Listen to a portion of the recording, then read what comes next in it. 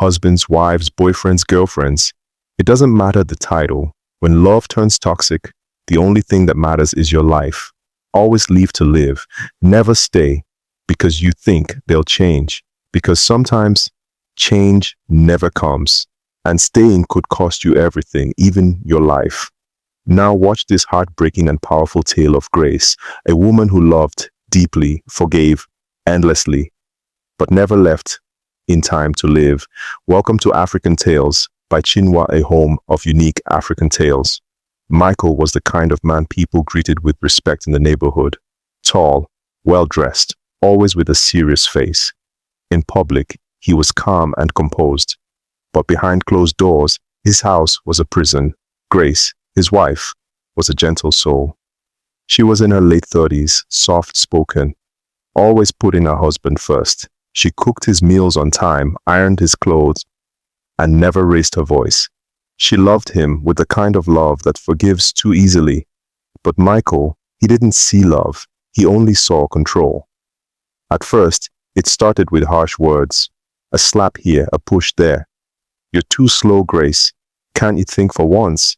You make me angry. It's your fault. She apologized, always. Even when she hadn't done anything wrong. But it didn't stop. It got worse. He beat her when the food was too salty. He beat her when his day at work was stressful. He beat her when she looked too tired or when she didn't smile fast enough. Yet, she stayed. Not because she was weak, but because she believed he would change. And because every time he beat her, he cried afterward. I'm sorry, Grace, he would whisper. It's just, I don't know what comes over me. And she would nod. I understand. I forgive you. But love isn't meant to be fear. The next day, as Grace sat at the back of her best friend's tailoring shop, dabbing a handkerchief against her swollen lip, Chinelo, her childhood friend, folded her arms, her brows furrowed as she stared at Grace with a mix of pity and frustration. Again, Grace? Again? Chinelo asked. Grace looked down. It wasn't like that this time. He was just angry. I forgot to refill the generator before NEPA took light. That's not a reason to beat you like a thief. For God's sake, Grace, Chinelo muttered. Grace tried to smile. He said he's sorry. He even bought me a new dress. And my favorite perfume. You know, the one from Dubai. Chinelo slammed her scissors on the table. Grace, wake up! Perfume can't cover bruises, and gifts don't fix broken bones or a broken spirit. He will kill you one day. Don't you see that? Said Chinelo angrily. Grace looked away, tears forming. But I can't just leave. He says I'm all he has. He cries after every time. Chinelo shook her head. That's manipulation, my friend. That's not love. You're loyal to a man who sees your body as a punching bag. You stay and suffer in silence. What about Neka? You want her to grow up thinking this is normal. Grace's throat tightened. She didn't answer. That weekend, her two older sisters, Amara and Ankichi, visited. As soon as they saw the dark patch near her eye, they exchanged a knowing look. Grace, we can't keep quiet anymore. We've tried. We've begged you. You need to leave that man. Come home with us. Amarati said, You're not a prisoner. You have people who love you. If you stay there, it's only a matter of time before... She stopped, the unspoken word hanging in the air. Death. Grace wiped a tear. I know you're right. I will leave. I just need time. Nkachi leaned forward. Don't wait until time runs out. You're our sister. We'd rather have you poor and alive than rich and buried. Grace nodded slowly. Okay, I'll pack some things and come tomorrow. But that night, as she walked into the house, Michael was already waiting in the parlor. Candles were lit. Soft music played. A box wrapped in gold paper sat on the center table. He stood up as she entered, tears in his eyes. Michael said softly, Grace, I messed up again. I hate myself for what I did. Look, I got you something. He handed her the gift. Inside was a diamond necklace. Expensive, elegant. You deserve the world, and instead, I've given you pain. But I'm begging you, don't leave me. I'll change this time. I swear on my life. Michael said to her, Grace hesitated. She thought of Chinelo's warning, her sister's voices. But then he fell on his knees. Michael's voice trembled. If you go, Grace, I don't think I'll survive. I'll end it all. Something inside her cracked. She knelt and held him. I forgive you, she whispered. That night, after the apologies and tears, the house was quiet. For the first time in weeks, there were no raised voices, no broken plates, no slammed doors. Michael ran a warm bath for Grace, massaged her sore shoulders, and made her laugh with the same charm that had once won her heart. She let herself believe he had changed. Maybe this time would be different. Later, they lay in bed, the fan humming softly above them. Wrapped in his arms, Grace whispered, "Thank you for being different tonight. I see the effort. I know it's not easy." Michael kissed her forehead. "I love you, Grace. I just get overwhelmed sometimes. But I promise you, I'm working on it." She smiled and touched his chest.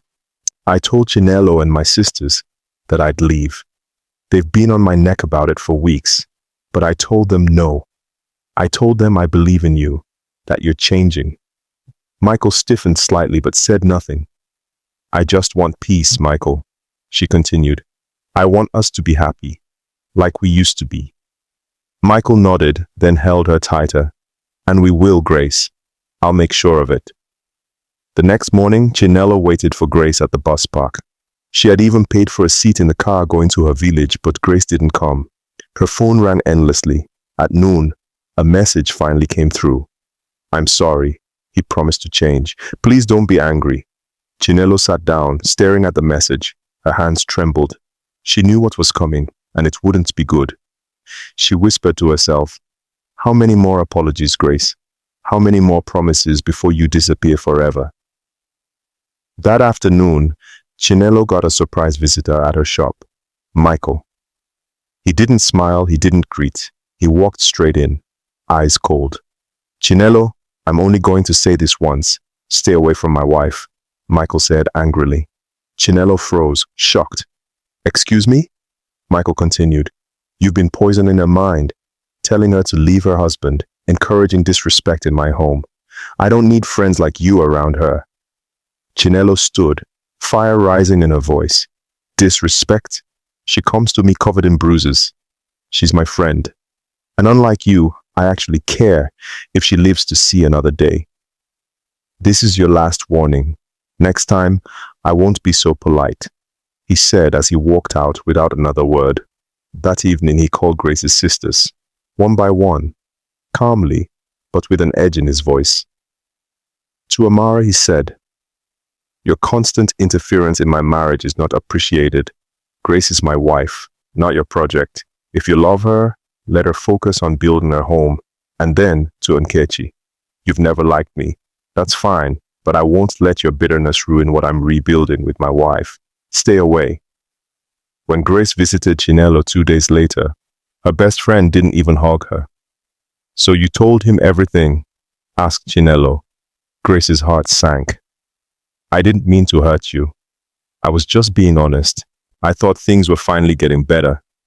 "And what? You thought throwing your only support system under the bus was the best way to celebrate?" Chinelo cuts in. Grace's eyes welled up. "He said he's changing." Chinelo cuts her off again. "No, Grace, he's tightening the chains. You think love is what's keeping you there, but it's fear. Fear and isolation. You gave him the tools to cut everyone off. And besides, it's just a few slaps," Grace said defensively. "Oh, really?" Chinelo replied in shock. Amara and Nkechi sent one final message. "You've chosen him. We just pray you survive your choice." Michael slowly made sure Grace had no one left. He told her Chinelo was jealous, said her sisters were toxic. He took over her phone calls, checked her messages, blocked numbers he didn't like. He kept her busy, controlled her time, said it was love, but it felt like prison with flowers. Every day, Grace looked in the mirror and whispered, "He's trying, he's changing." But the house was quieter now, not peaceful, just silent. Too silent. Weeks passed. The house was clean. The meals were perfect. Grace did everything right. Michael smiled more, held her hand in public, called her my queen in front of his church friends. To outsiders, they looked healed, restored, but Grace walked on eggshells, always watching, always listening for the change in his tone, the coldness in his eyes. She hadn't told anyone, not even Michael. She was pregnant again, 7 weeks. She wanted to be sure, wanted to believe this time the baby would live, that maybe this was God's way of giving her a second chance. She bought tiny socks, hid them in a drawer, started whispering prayers over her belly each morning, her hands trembling slightly, but it started again, quietly. Michael's tone turned sharp, his grip too tight on her arm when she asked the wrong question. The smile vanished when no one was looking. One night, he came home late, smelling of perfume and alcohol. Grace, trying to stay calm, said softly, "You said you stopped drinking." Michael replied coldly, "So now you're monitoring me? Who gave you permission to question me?" She didn't answer. She lowered her eyes. She just walked away. He followed, grabbed her by the hair. Michael shouted, "Don't ever walk away from me again, Grace. You think you're better than me because of what? You want to turn my house against me?" She begged, "I'm pregnant, please. Please." Michael. But the word pregnant didn't reach him. His slap landed first, then the kicks. One to her side, another to her back. She fell, screamed. And then, the blood. Warm. Endless. She crawled to the hallway, sobbing, clutching her stomach, her voice cracking. "No, no, not again." The tiny socks flashed in her mind. The whispered prayers. Gone. She woke up in the hospital, alone. The nurse sat beside her, eyes heavy with pity. "Mrs. Grace, I'm so sorry. You lost the baby." Grace turned her face to the wall. Silent. Number. This was the third time. 3 times she had carried life. 3 times he had beaten it out of her. And now, there would likely never be another chance. The doctor had said so gently. Too much trauma, too much internal damage. Michael came the next morning with flowers and tears. "I didn't mean to. I don't even remember what happened." "Grace, please, I'm sick. I need you," Michael said. Grace stared at him. Her lips barely moved. Grace hoarse whispered, "You killed our child." He fell to his knees, wept, held her hand, but she didn't squeeze back. That night, Grace sat by the hospital window, watching the rain fall. Everyone was gone. Chinelo, her sisters, her support. Michael had made sure of that. Now, the silence was real, cold, suffocating. But somewhere deep in her gut, something stirred. Not hope, not fear. A question. If I stay again, will I ever leave alive? But she never leaves. Grace returned home from the hospital after 2 nights. Her body was stitched and sore, her spirit silent and hollow. Michael promised again. That tired, well-rehearsed song. It was the alcohol. It was the devil. It was my trauma. "I need you, Grace. You're all I have." And once more, she nodded. Because where would she go? Her sisters had cut her off. Chinelo had blocked her. The only person who still reached out was a nurse who slipped her a Bible and whispered, "You're stronger than you think." But Grace didn't feel strong. She felt trapped. Alone. Empty. For a while, Michael behaved. He brought her breakfast in bed, sent her surprise flowers at work, bought her a new phone to replace the one he smashed. But Grace noticed something different this time. He didn't want her smiling too much. He didn't want her stepping outside alone. He checked her messages, her calls, her tone. Michael said coldly, "Why were you laughing so much on the phone? Who was that? Don't wear that outside. Are you advertising yourself now? You think I don't see how you look at other men?" Grace would say nothing, just nod. Stay quiet. Breathe gently. She told herself, just keep the peace. Just don't trigger him. Just survive. But monsters don't stay quiet forever.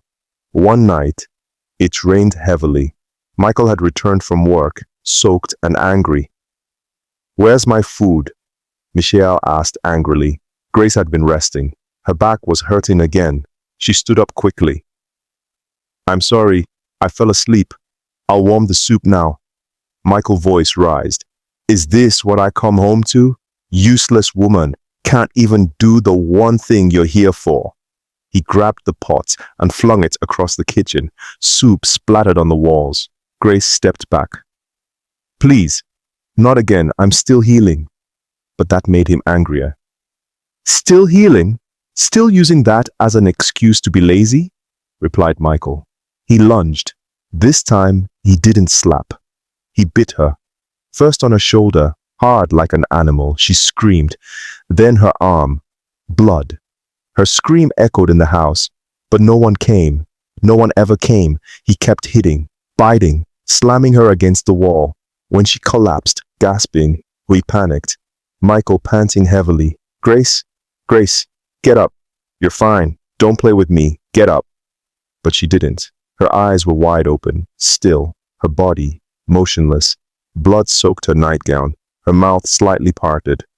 A whisper that never finished. Michael stumbled back, breathing hard, realizing too late what his anger had done. He called no ambulance. He didn't even cry. He sat beside her, mumbling the same words again and again. I'm sorry. I didn't mean it. I'm sorry. As he reflects on his past, Michael wasn't born a monster. He was born a witness.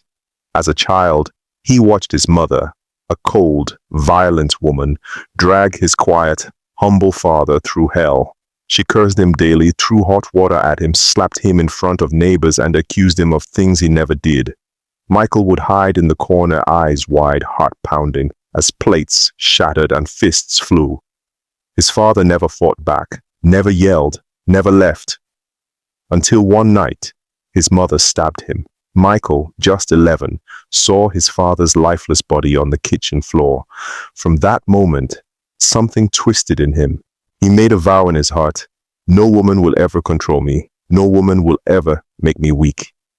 And so, every time Grace showed kindness, every time she forgave him, every time she loved him deeply, he saw weakness, he saw control. He saw his father, and he lashed out. Not because Grace did anything wrong, but because the boy in him was still fighting ghosts. And in trying not to become his father, he became something far worse. Back to the present. The headlines read, Wife dies after years of domestic abuse. Neighbors say we heard nothing. Chinelo saw the news and fell to her knees. Her sisters wept, because they had warned her. They had tried, but Grace had stayed, because she hoped, because she loved, because she believed he would change. It didn't take long. The autopsy confirmed what the bruises already screamed. Blunt force trauma, bite wounds, internal bleeding. The investigators said it wasn't just a crime of passion, it was a pattern. Years of abuse covered in makeup, masked by apologies.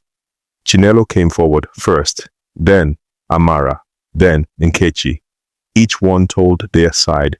Each one shared the cries, the messages, the warnings Grace ignored, but they never forgot.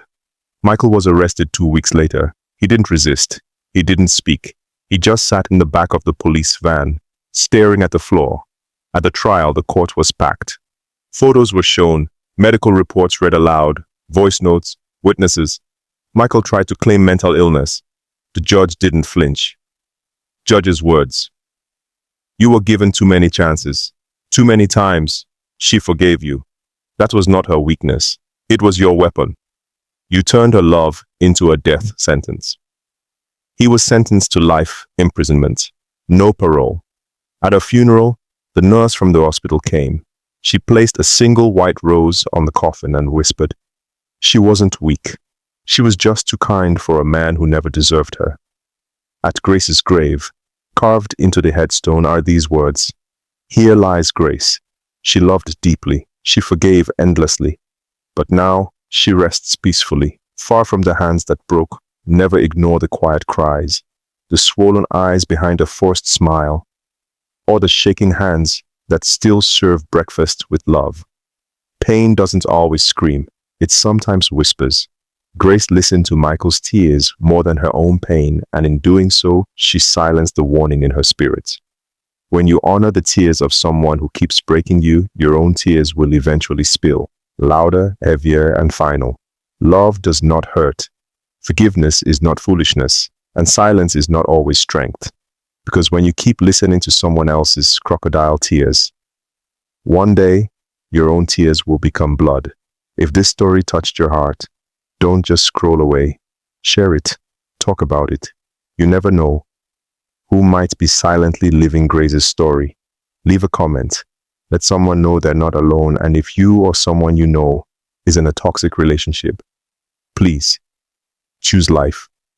Always leave to live. Subscribe for more real powerful stories that don't just entertain, but heal.